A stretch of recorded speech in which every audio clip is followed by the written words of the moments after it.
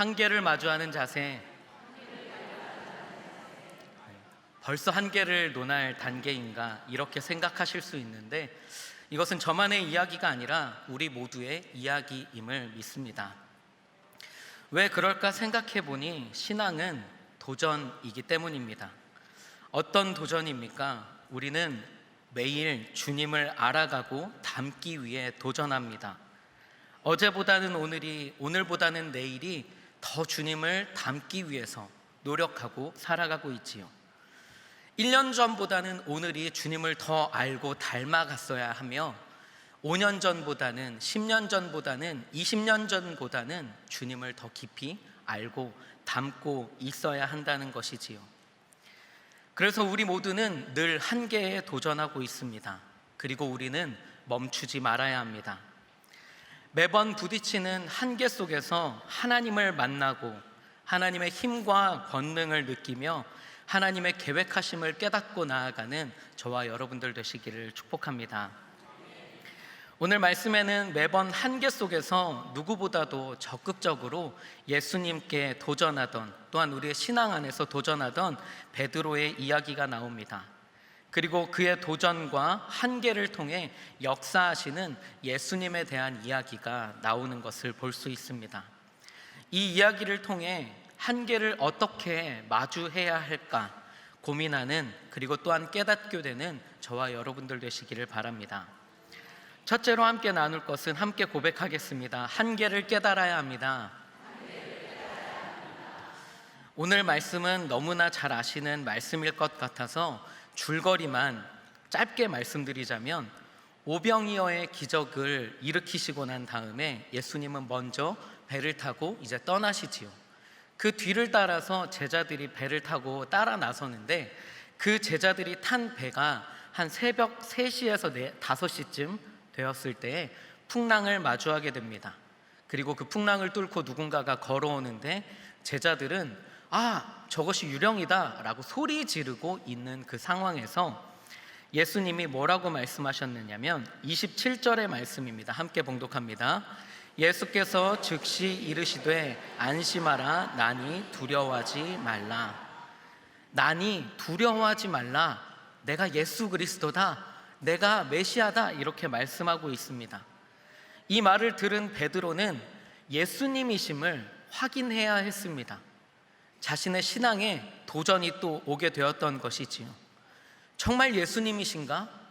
나보고 내가 예수님이다 말씀하시는 그분이 정말 내가 믿고 따르던 예수님인가 확인해야 했습니다.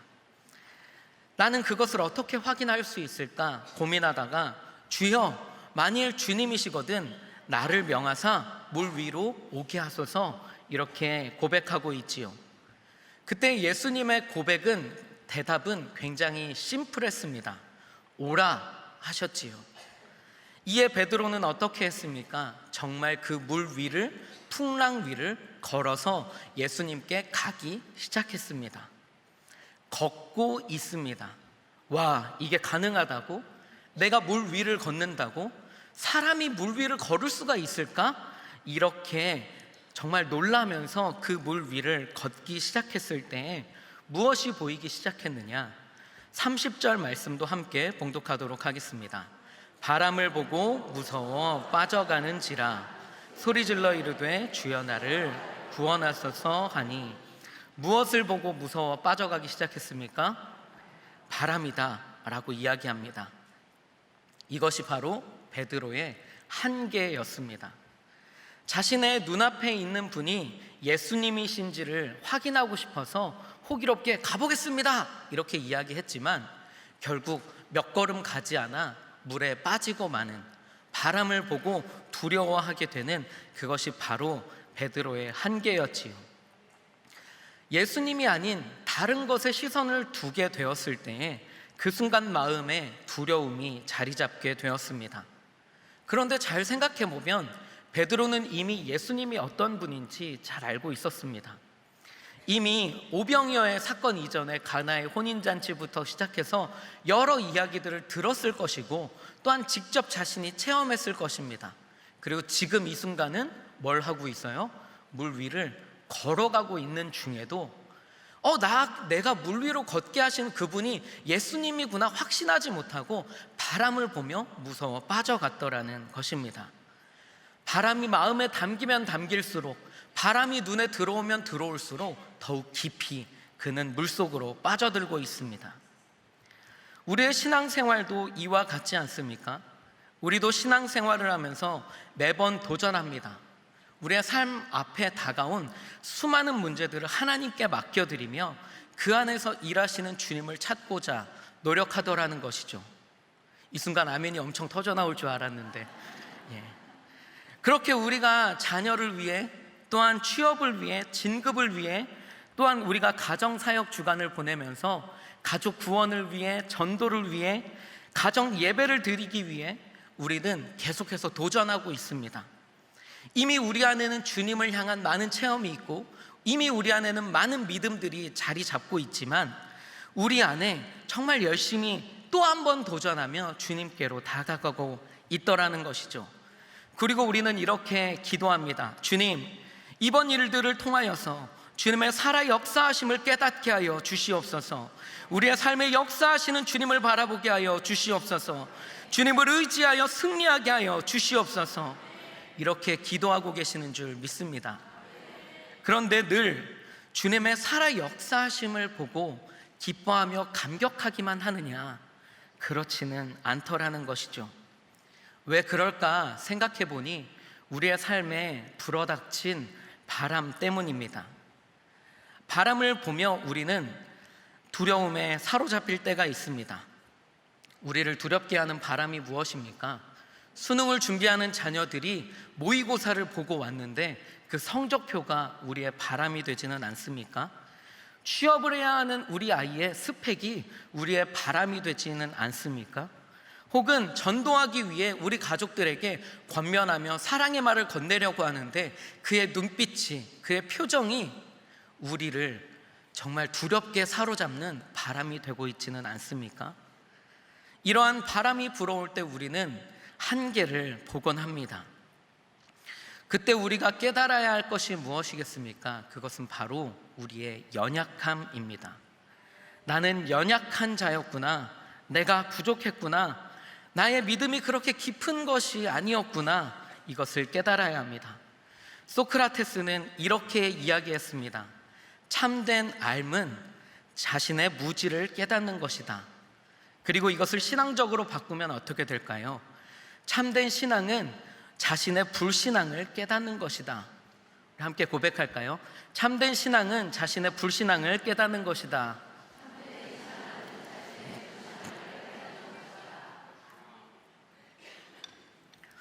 이것을 깨달아야 합니다. 믿음이 있는 줄 알았는데 믿음이 없었구나. 내가 뭐나 된 줄 알았는데 아무것도 아니었구나. 내가 선자인 줄 알고 넘어질까 두려워하고 있었는데 아직 서지도 못한 자였구나. 그리고 우리는 이렇게 고백하겠지요. 나의 한계는 여기까지였구나. 이렇게 고백하게 되는 것입니다. 그래서 우리의 신앙이 깊어질수록 우리는 겸손해질 수밖에 없습니다. 우리에게는 수많은 신앙의 도전이 있겠지만 그때마다 자신의 한계를 발견하는 여러분들 되시기를 소망합니다. 그리고 두 번째 단계는 주님을 의지해야 한다는 것입니다. 우리 함께 고백하겠습니다. 주님을 의지해야 합니다. 베드로가 자신의 한계를 깨닫고 난 후에 바로 했던 행동이 무엇인 줄 아십니까? 오늘 말씀 30절 말씀을 다시 한번 봉독하겠습니다. 바람을 보고 무서워 빠져가는지라 소리질러 이르되 주여 나를 구원하소서 하니, 주여 나를 구원하소서, 이것이 베드로의 고백이었습니다. 왜 우리가 한계를 깨달아야 할까? 그것은 나의 한계를 깨닫게 되었을 때에 주님을 의지할 수 있기 때문입니다. 오늘 말씀에서 베드로가 주여 나를 구원하소서, 이 고백이 한계를 마주한 우리의 고백이 되기를 소망합니다. 여기서 보면 베드로의 고백이 귀한 고백인 이유가 있습니다. 그것은 먼저 다른 사람에게 도움을 청한 것이 아니라 예수님의 도움을 구하고 있다는 것입니다. 우리도 잘 아는 이야기인데 굉장히 예전부터 전해 내려오던 전래동화 같은 예화인데 참고 들어주시기를 바랍니다. 벼랑 끝에 매달린 그 한 사람이 나뭇가지 하나를 붙들고 서 있었는데 이 나뭇가지를 붙들고 간절히 기도했습니다. 하나님, 나를 도와주십시오. 그때 하늘에서 음성이 들립니다. 어떻게 들리죠? 그것을 놓아라. 그래서 뭐라고 고백하지요? 거기 하나님 말고 다른 사람 없습니까? 이렇게 고백했다고 합니다. 우리가 한계를 마주하게 되었을 때에 하나님이 아닌 다른 것들을 의지하게 되더라는 것이죠. 나의 힘, 나의 노력, 나의 인맥, 나의 돈, 이런 것들을 의지하기가 쉽더라는 것입니다. 오늘 말씀에서 베드로가 그렇게 자신이 물에 빠져갔을 때 자신의 힘과 능력을 의지했다면 어떠했을까요? 나는 어부지, 이런 풍랑 속에서 헤엄칠 수 있어. 내가 몇 걸음 걸어오지 않았으니 배까지 얼른 돌아가야 되겠다. 어이 요한, 나에게 그물을 던져주게. 내가 그거를 잡고 올라가야 되겠네. 이렇게 하지 않고 있습니다. 그가 지금 하고 있는 행동은 주님, 나를 구원하시옵소서 고백하고 있습니다.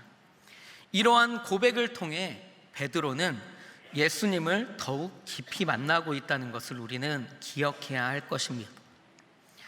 그리고 베드로의 고백에서 볼 수 있는 두 번째 특징은 주님께 무엇을 간구하고 있냐면 구원을 간구하고 있습니다.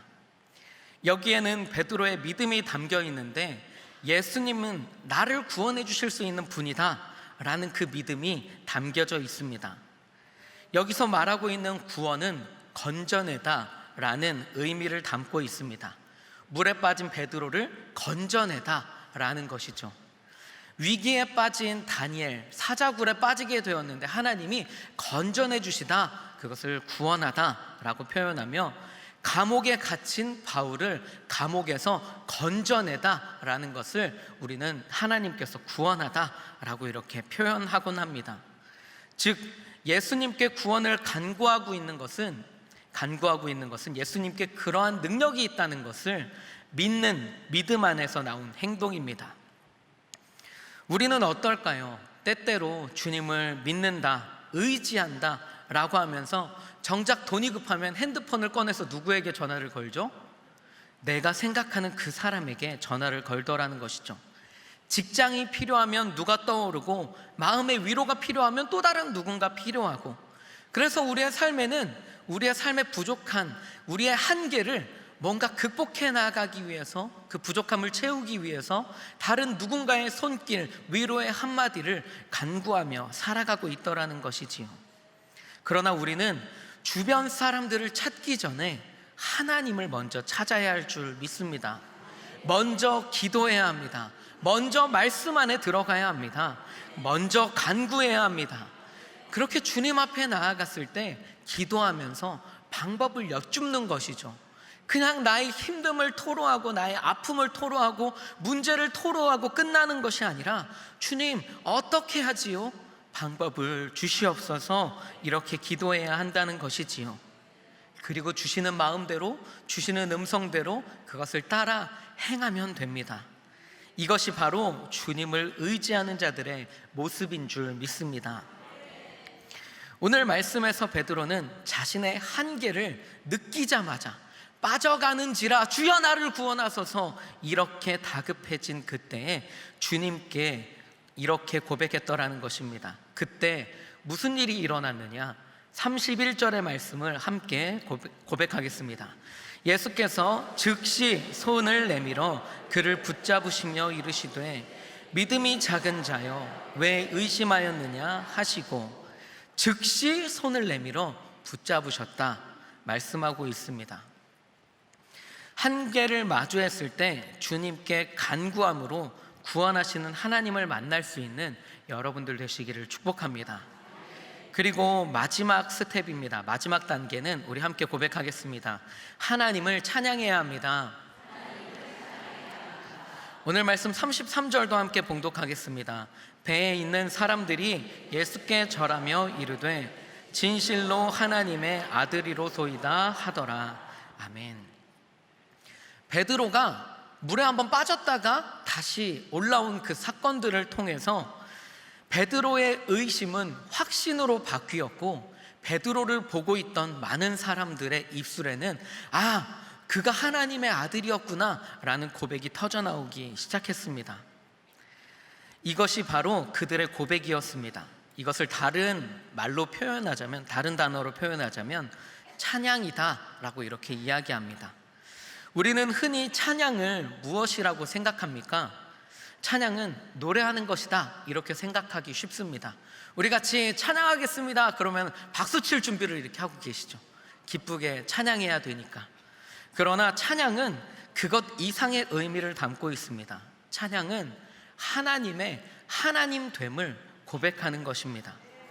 하나님께서 행하신 일을 하나님께서 행하셨다 고백하는 것이 찬양입니다. 누가복음 17장에 보면 10명의 나병 환자가 나오는 것을 볼 수 있습니다.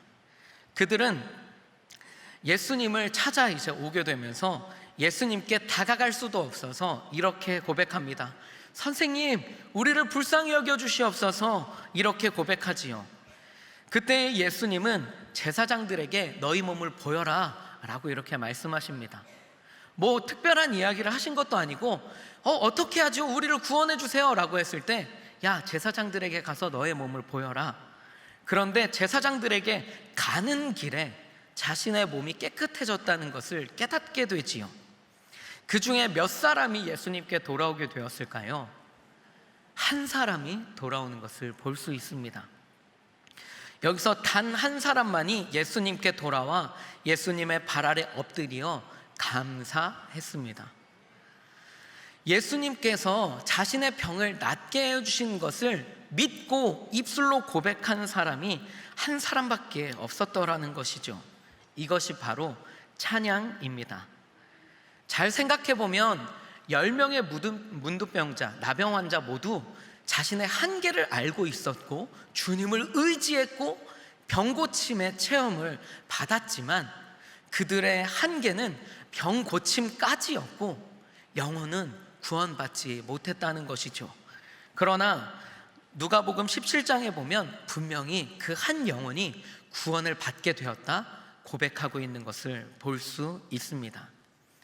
찬양의 결과, 우리의 삶에 다가온 모든 축복을 그저 하나님께서 공치사하는 줄만 알았는데 그것이 아니라 우리의 삶에 다가온 모든 기적의 주인이, 모든 일하심의 그 주인이 하나님이시라는 것을 고백하게 되었을 때 우리의 삶에 구원이 임하더라는 것이지요.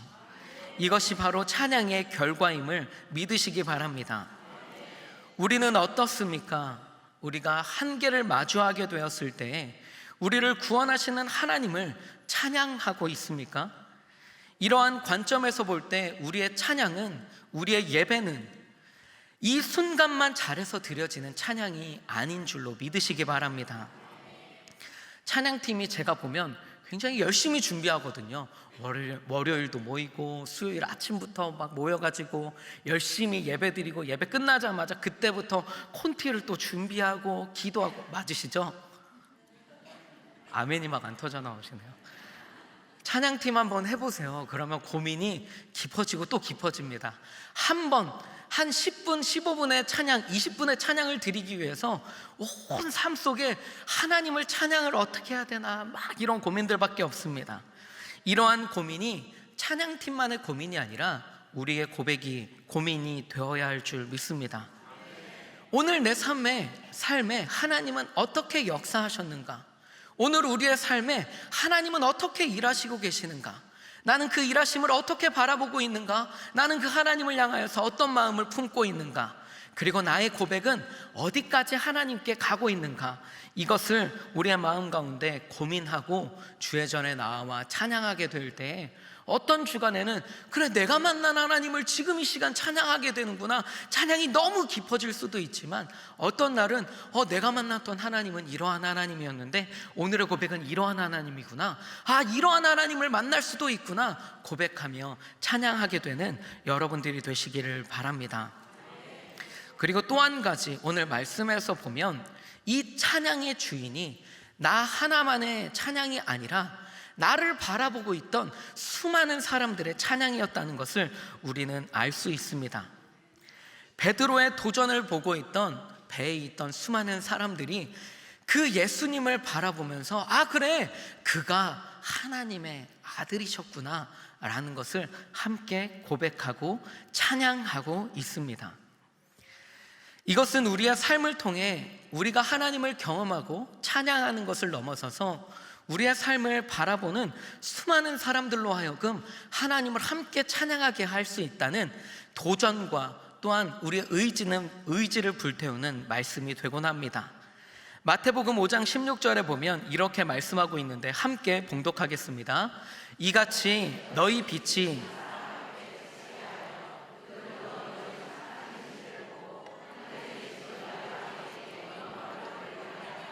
아멘. 어떻게 우리를 보고 하나님 아버지께 영광을 돌리게 할 수 있을까? 어떻게 하면 우리의 삶을 통하여서 우리의 가족들이 구원을 받고 내 주변에 있는 사람들이 구원을 받게 될 수 있을까? 이것이 우리의 한계임을 의지하여서 주님을 의지할 때에 그것들이 극복되어지고 또한 주님을 찬양하는 나의 모습을 통해 이루어지는 고백임을 믿으시기 바랍니다. 제가 간혹 신방하다 보면 이러한 고백을 듣게 됩니다.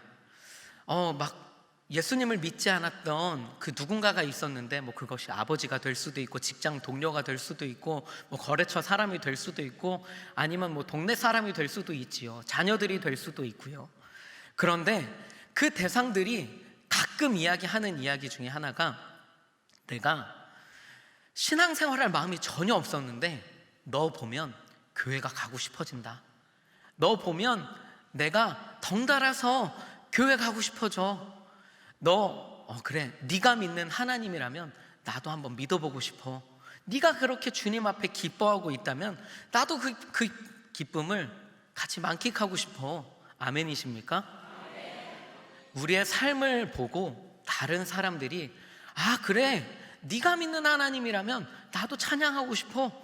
나도 그 주님을 의지하고 싶어. 나도 한계가 있는데, 나도 극복하고 싶은데, 그래, 그러면 나 이번 주에 너랑 같이 교회 가도 될까? 나 엄마랑 같이 교회 가도 될까요? 우리 딸과 이번 주에 같이 교회 가도 될까? 이러한 고백을 하게 되더라는 것이지요. 주님의 구원을 찬양하는 모습을 통해 이러한 일들이 가능하다는 것을 믿는 여러분들 되시기를 바랍니다.